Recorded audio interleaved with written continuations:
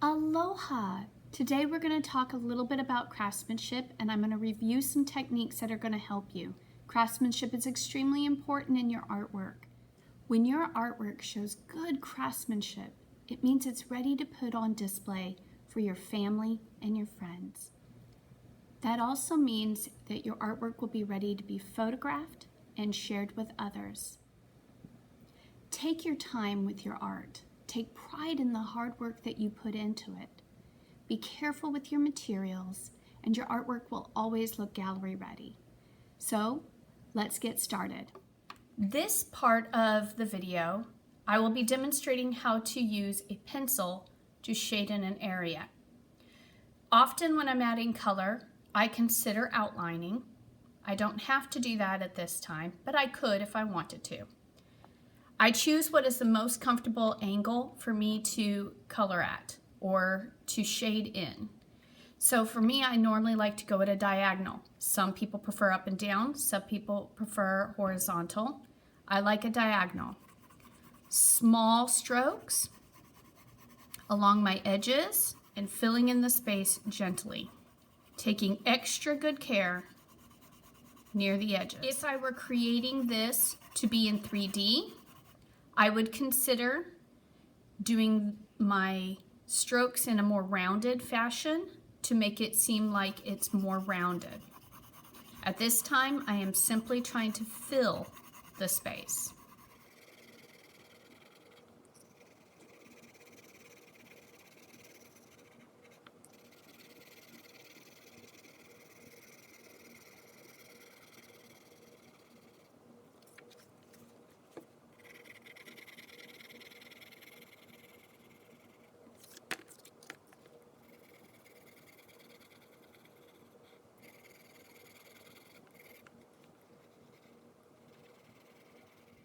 Once I've filled my space, I can then go back and even it out or smooth it out. With a pencil, you can definitely see overlap, and you may or may not like that effect.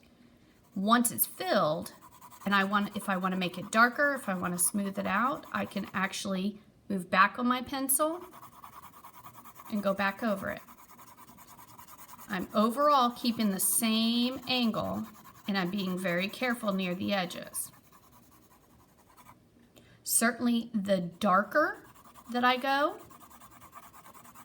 the less I'm going to see that overlap.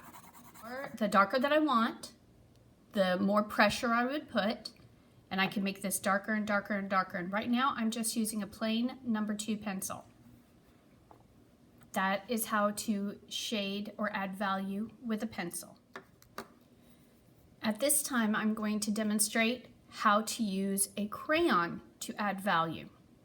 The first thing I like to do with my crayons is to actually outline.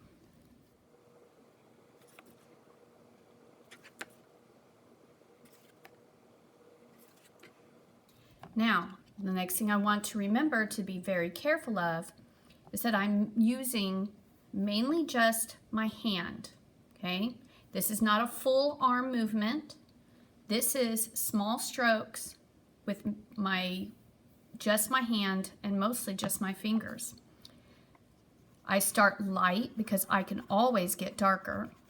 I'm very careful towards the edges, and I choose my direction, whatever is most comfortable for me.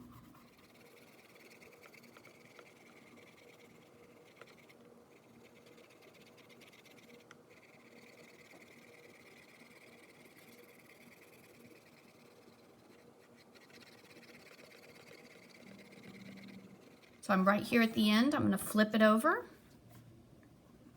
Very carefully fill in that space. If I want this darker, I would go back over it, pressing a little bit harder.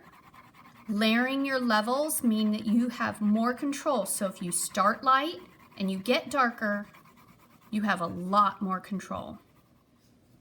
And now I'm going to demonstrate how to color with a marker. To me, this is the easiest one, and this same technique can be used with Sharpies or any kind of marker.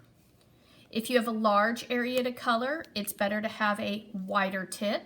If you have a small area to color, a smaller or finer tip is better. Outline. And because markers have a certain transparency to them, you will probably see your pencil lines. If you do not want to see pencil lines, it is best to draw even lighter, or you can use a mechanical pencil. And now we color. With markers, I like to lay down my colors in lines. If I have a spot I've missed, I can go back with the tip and I can fix that.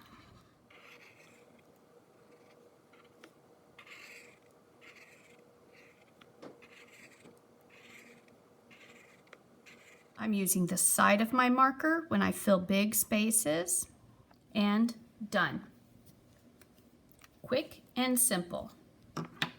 Now I will demonstrate with a colored pencil. It's the same basic technique as all the others and will look much more closer to your pencil shading. You can choose outline or not. Again, I like to outline.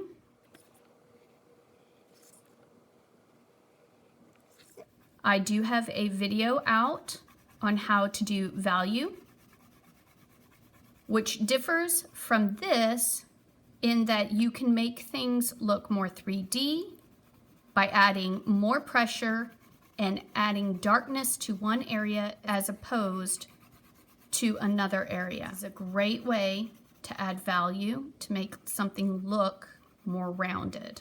I can see that my tray underneath has added a little bit of a texture element to my coloring, which can happen. Being aware of the surface you're working on will help prevent that from happening.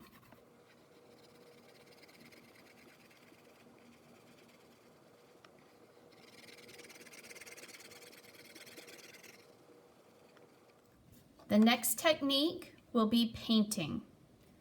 Now, you can do this with any kind of paints. I currently have watercolors, but you can also use tempera paint, poster paints, oil paints, and this same technique can be used. So because I'm using watercolors, I did have to get my brush wet. I choose my color. I think I'm going to go with red. I'm going to very carefully get paint on my brush. A little bit harder to control at first, but it gets better. So taking your time when you paint is very important. If you notice, I'm laying down color very similar to the way I did it with the marker, taking my time. Interestingly, when you are using watercolors, you can add or make something be darker by adding more value, simply by adding more paint. Sometimes when your paint does not want to spread, you can add a little bit more water. That's the wonderful thing about watercolors, but it is a little tip and trick with tempera paint as well. Add a tiny bit of water to your brush, and you're able to spread your paint further. And as you notice, as I go back over, it gets darker and darker, even though I haven't added any more paint in a while. And done. I hope you enjoyed the video, and I hope that you learned a lot about how to make your coloring at its very best level. I want you to have a lot of fun, create great pieces of artwork, and be ready to share with me, your family, and with others. Aloha!